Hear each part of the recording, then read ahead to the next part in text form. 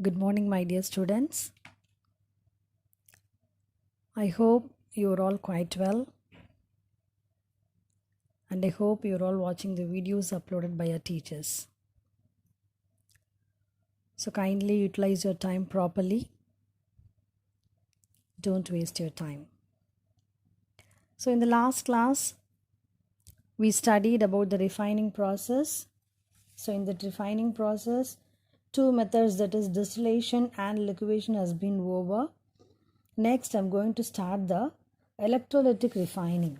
So, in electrolytic refining, already you know it was carried out by the process called electrolysis, and for that you need an electrolytic cell. Actually, just see the diagram. From the diagram you can easily understand, and that apparatus setup is called as the electrolytic cell, and it contains the aqueous solution of salts. Then two rods are there.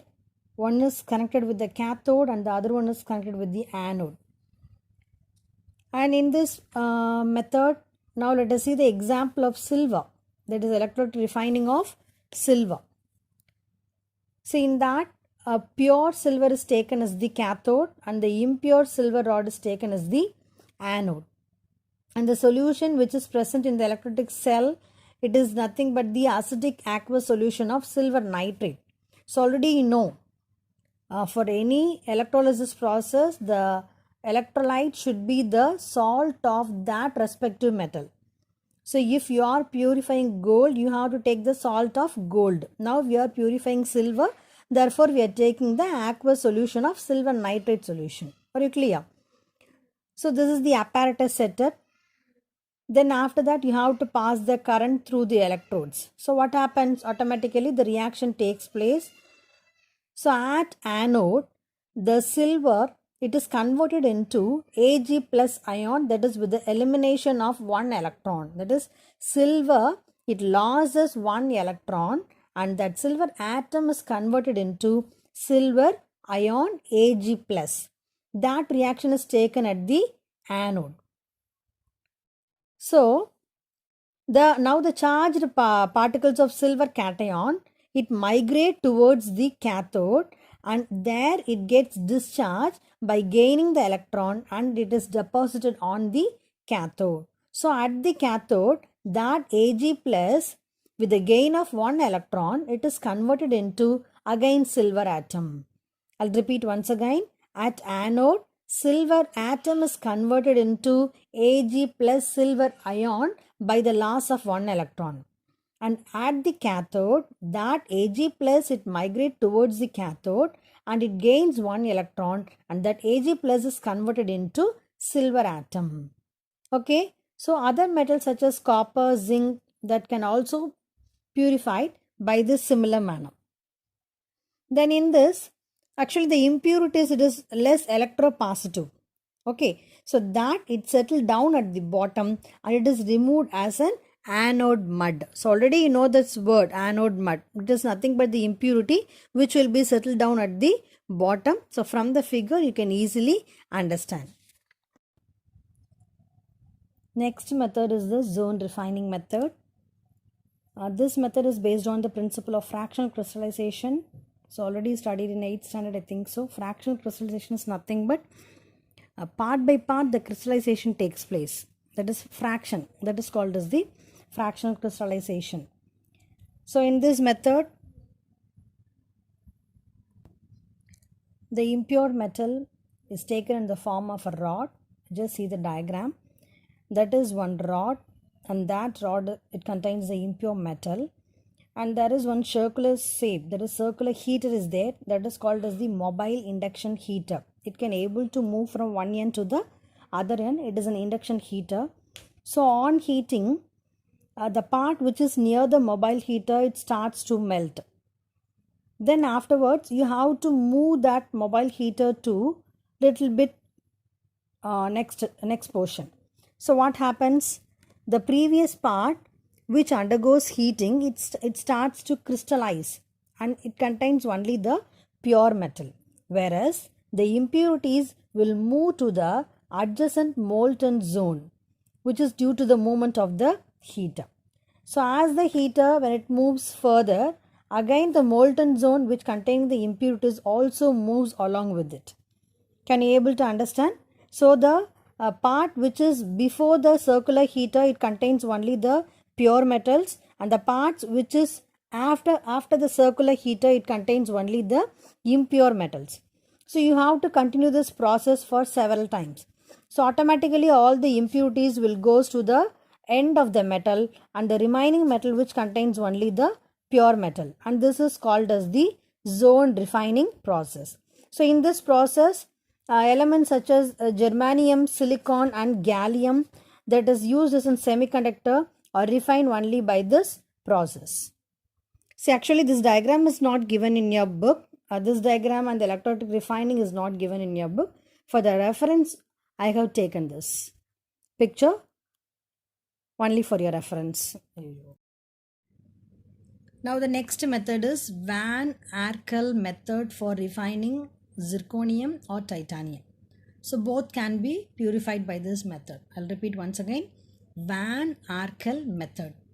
So in this method, the impure titanium metal is heated with iodine at the temperature of 550 Kelvin in an evacuated vessel. So what happens? Titanium reacts with iodine. It is converted into titanium tetraiodide. Already I told you this method is called as the vapor phase method. So the metal is converted into a volatile, that is vapor. It is converted into vapor. So you have to collect this vapor, and this vapor is again, it is passed through tungsten filament at a temperature of around 1800 Kelvin. So this vapor is again decomposed into a pure metal titanium with an elimination of iodine, and this iodine can also be reused, and this method is called as the Van Arkel method for refining either zirconium or titanium. So up to this, the refining process has been over. So under the refining heading, we studied different methods. I'll repeat once again. We have studied about distillation, liquefaction, electrolytic refining, zone refining and vapor phase method. So under the vapor phase method, two methods has been discussed. One is Mons process and next one is Van Arkel method. Next method is the vapor phase method. So in this method, treat the metal with a suitable reagent. It forms a volatile compound. That is, it forms a complex, and that complex is a volatile compound, and that volatile compound is again decomposed into the respective metal. That is called as the vapor phase method. So two methods are there. Two methods are discussed under this topic. One is Mons process. Next one is Van Arkel method. First, let us see the Mons process. So Mons process of refining nickel. So this method is called as the Mons process for refining nickel. So the nickel is the impure metal, and you have to heat that nickel with carbon monoxide at temperature 350 degree Kelvin. So once you heat, it forms a complex called nickel tetracarbonyl. This complex is called as the nickel tetracarbonyl. And that complex, on further heating at around 460 Kelvin, that complex is decomposed into pure metal nickel with the elimination of again carbon monoxide. So in this, temperature is very important. You have to mention the temperature, that is 350 Kelvin and 460 Kelvin is very important. First, nickel is converted into a complex, and this is volatile, and this complex is again converted into a pure metal.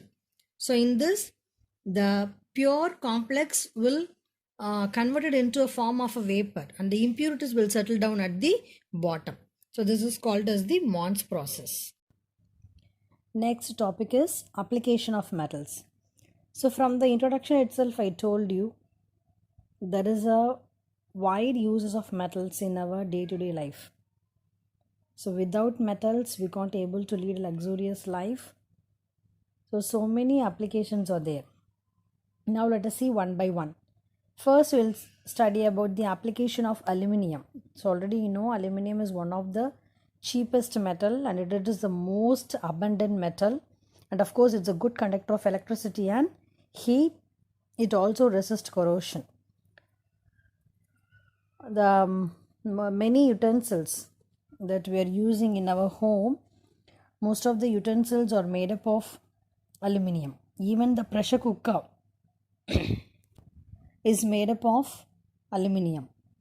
So actually it's not a pure aluminium, it's a combination of various metals. It is called as an alloy.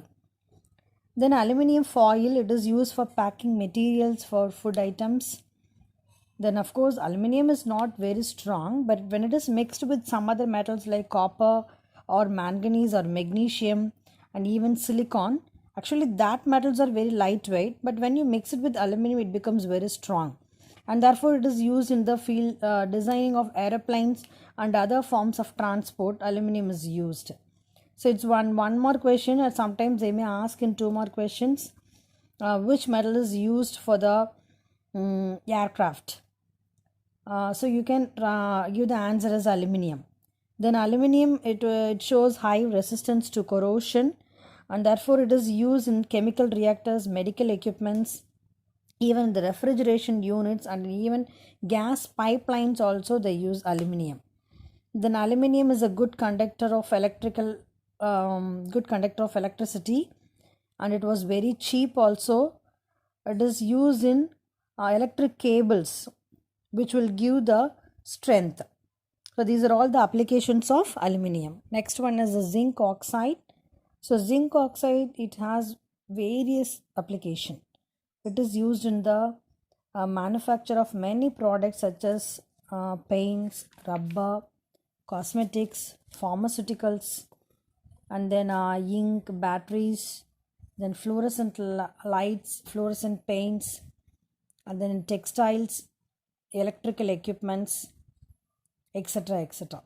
So many wide applications are there. So these are all the applications of zinc. Next one is the application of zinc. Zinc is used in galvanizing metals. So what does mean by galvanizing? It is nothing but one metal is coated with another metal, and that will prevent corrosion and it will extend the life of that metal, and that process is called as the galvanization. So metallic zinc is used in the galvanization of metals such as iron and some steel structure to prevent from rusting and corrosion. Then zinc is also used to produce the die casting in the automobile. What is mean by die casting?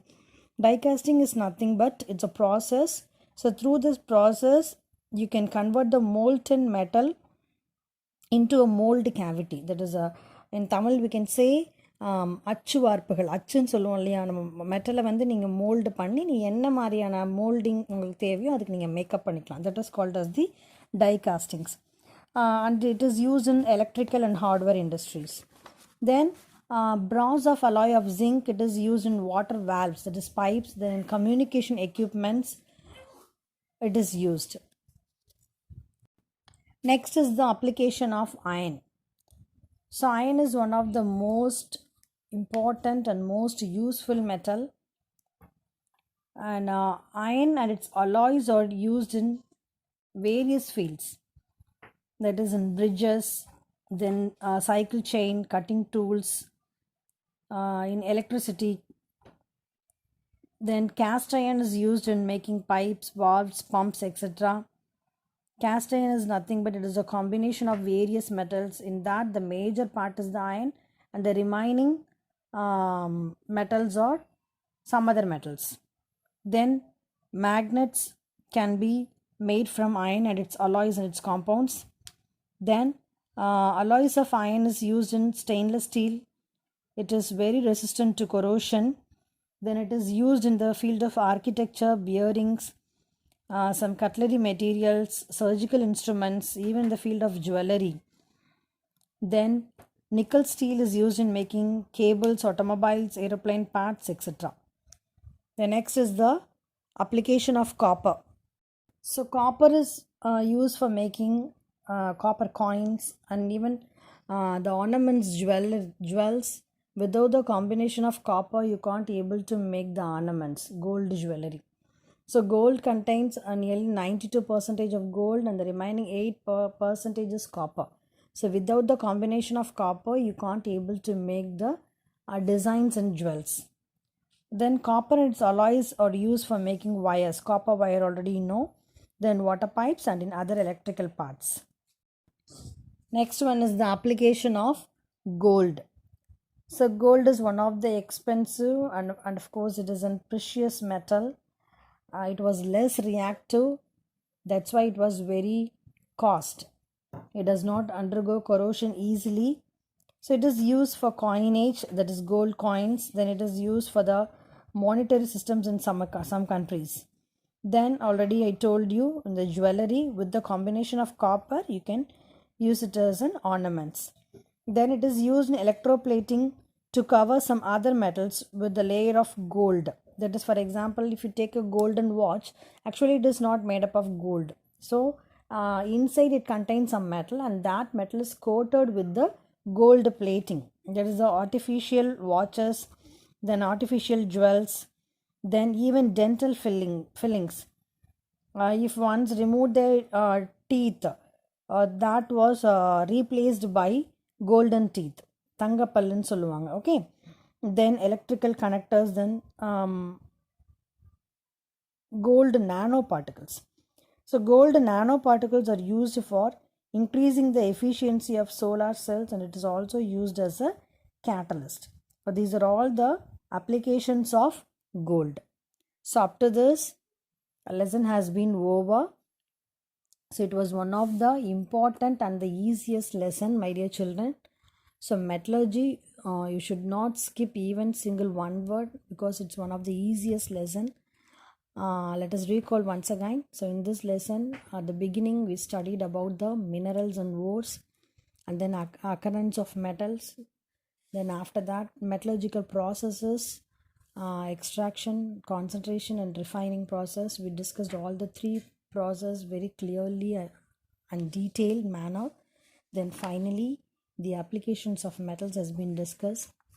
So now the lesson has been over. Now it's your prime duty to go through all the lessons. So you have to go through all the topics and try to memorize and try to study well. Thank you. Have a nice day. Yeah.